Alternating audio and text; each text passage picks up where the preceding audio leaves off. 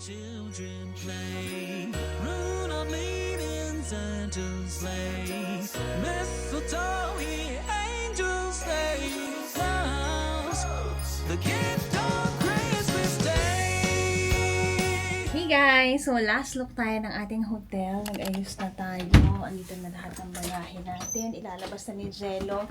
It's 3:15 now and our flight is at 7:30 a.m.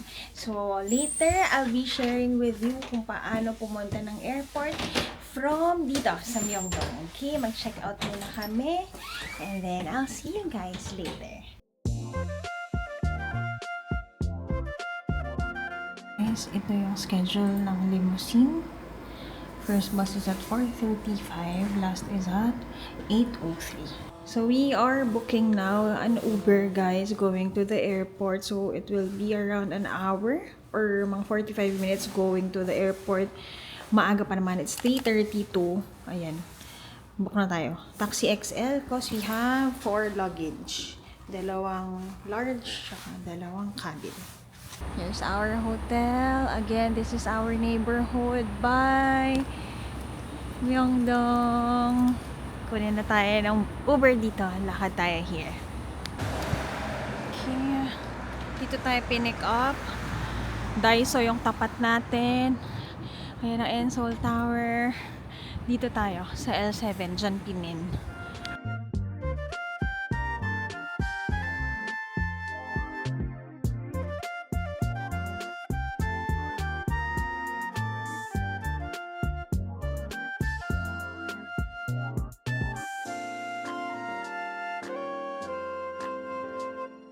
Hello guys, so we arrive at Incheon International Airport Terminal 1.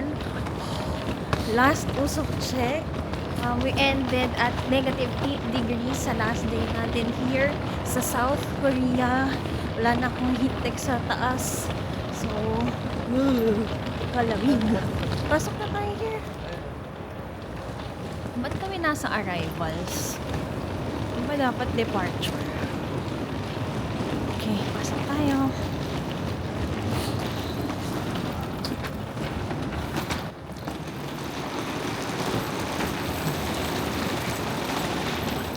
Okay guys, dito tayo sa International Airport. So, binaba tayo sa arrivals. So, aakit kayo sa 3rd floor.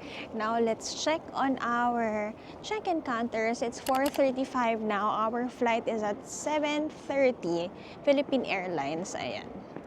M01, M38, M. Let's go. So for today guys, we are flying via Philippine Airlines. We got the earliest flight for today. So kapag nakapag-check-in na kami, nakapag-online check-in na ako, but the boarding pass ay kukunin pa natin doon muna sa counters. Ayun, I'll be sharing with you paano ang gagawing transportation kapag ganitong kaaga ang inyong flight. Okay? If hindi kayo nakapagtimbang like us dahil nasira na, naubos na yung battery namin. Ayan, 22 ako. 20 lang dapat yan, B. Babawasan ko yan.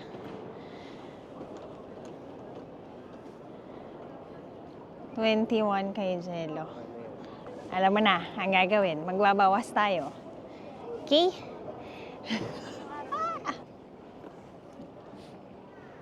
Okay.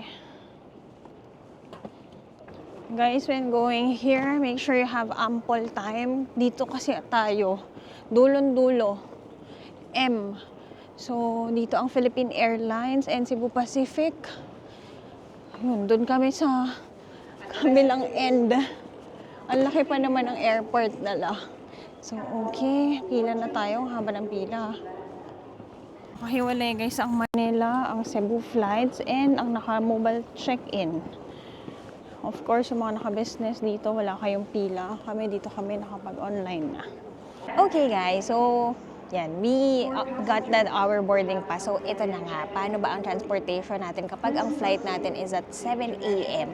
Katulad ngayon, may kasabay kami, 7 a.m. ang flight ng Cebu Pacific, 7:30 naman ang Philippine Airlines dito sa Incheon.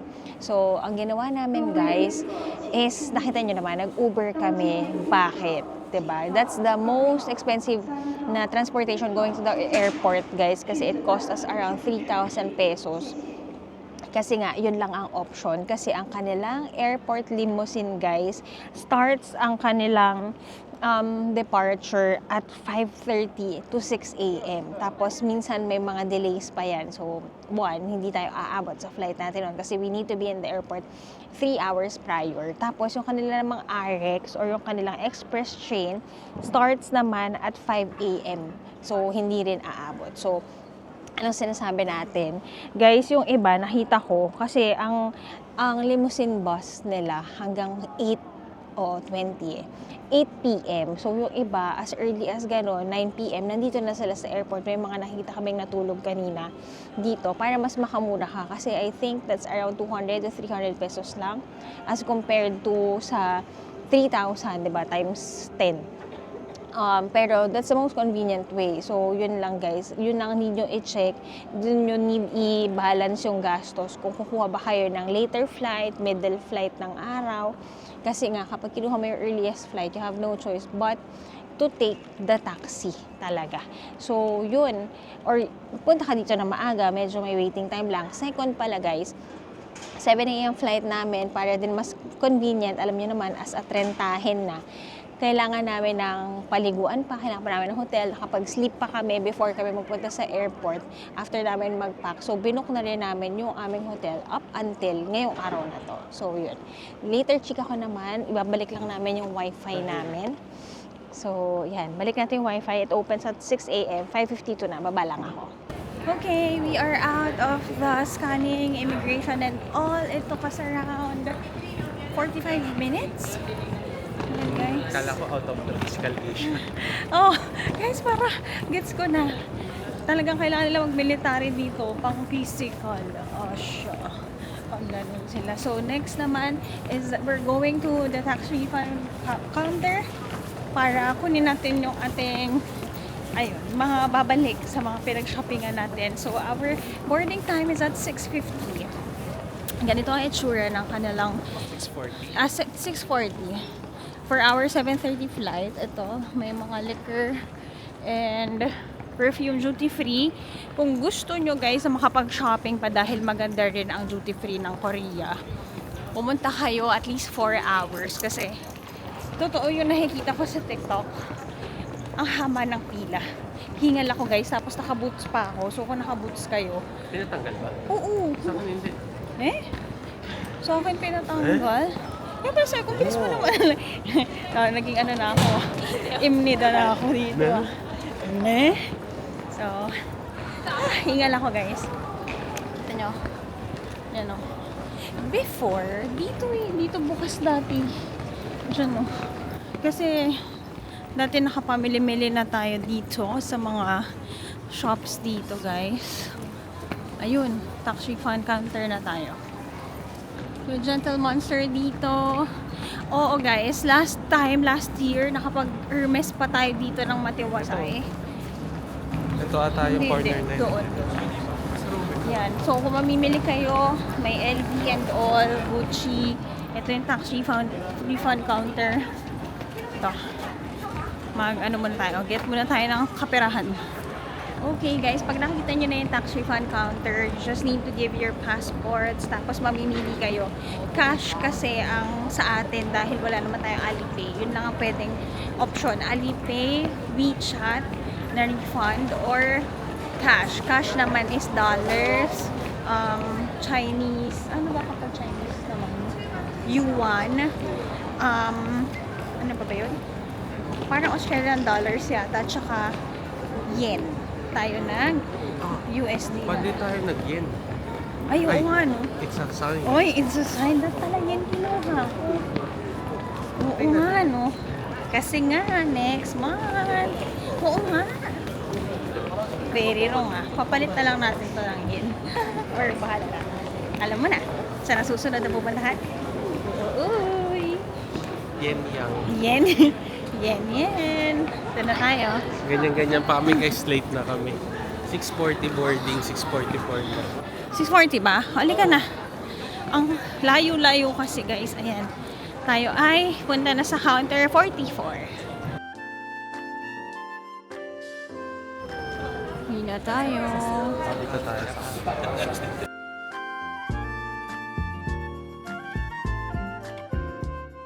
Okay, here's our seat.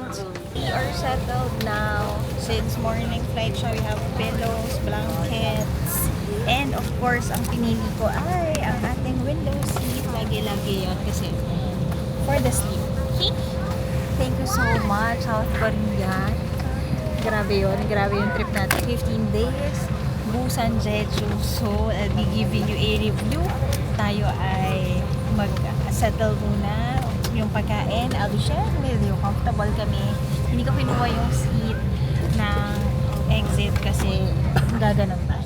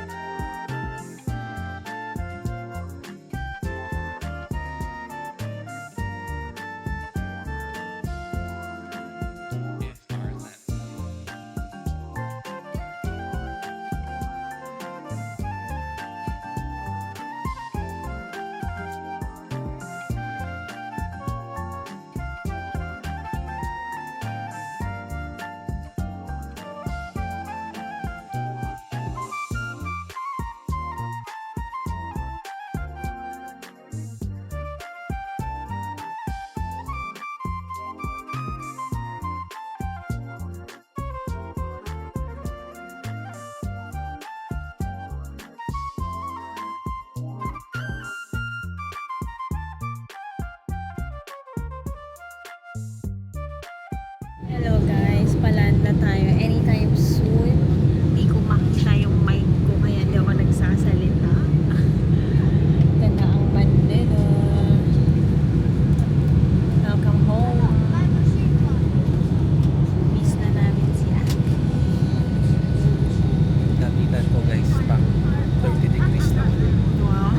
Ako din naka-t-shirt na ako sa loob. Pwede na tanggalin to. So yun lang. Na-enjoy namin ang ating South Korea.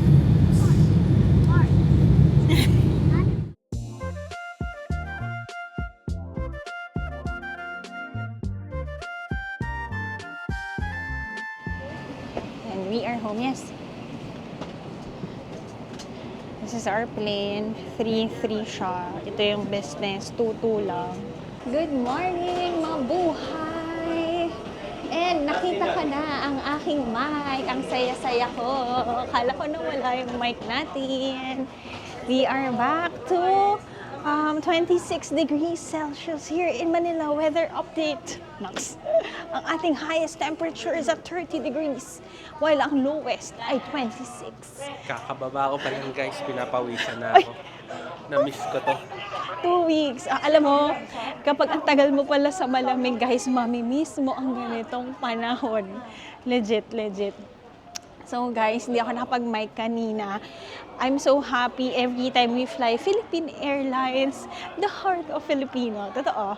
Iba grabe no, very warm. Even the pilots kanina, talagang lahat nakasmile. Pilots are there to greet us also. Na maraming salamat, ganyan. Iba-iba talaga. Ang mapapansin mo talaga, iba't ibang country, syempre dedicated sila to work. Yes. Pero yung sa Pilipinas merong touch ng ano eh, talagang It's home. oo, parang Oo. welcome back. Oh, we're home. Oo. Welcome back kababayan. Oo, ganun. Ganun feeling. Kanina yung kinain natin is bibimbap. Guys, medyo makalat siya. Nakita ko yung mga kumain ng bibimbap kanina, may bakas ng pula-pula sa damit. Ako sa kamay.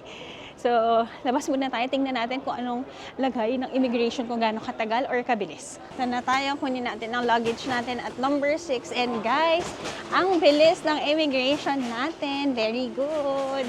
Kakatawa naman guys. Parang pumasok kami sa gate, dire-diretso lang. Tapos scan mo yung passport mo. That's it. I love it. Ang ating improvement sa NAIA. Ang lagay guys. Yung mga carts natin, naka-place na siya dito. May enough carts na rin tayo. Maganda. Maganda improvement. Guys, in fairness, nag-iba na yung screening when you go out. Dati ilang layers yun eh. Ngayon parang facial recognition na lang. Tapos hindi na siya masyado nagre-reject. Yes! Natuwa ako doon kasi dati pagka pupunta ka dyan, automated pero humahaba yung pila kasi nga ang dami nare-reject.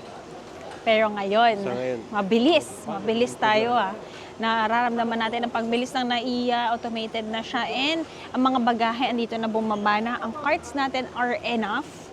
Yan, nakakatuwa naman kapag ganyan. Improving. Very good. May pag-asa. Next na lang guys is sana yung mga connect ng transportation. Yun na lang, no? Train system. Nakita ko yung mga nagre-review sa inyo dyan, kapag nakikita may improvements dito sa NAIA, yun na lang. Yun ang prayers natin. Guys, habang tayo ay naghihintay ng bagahe natin, magchichika time ako. Alam nyo ba, kung pina-follow nyo ako sa Instagram, at Yabot Joycean, di ba, shinare ko doon sa inyo, or baka na-post ko na rin na tayo ay nagpa-EMS or parang binalik-bayan box natin yung mga marumi nating damit para mag-giveaway tayo sa ating shopping for the last day. Ito na nga. 20 lang, di ba?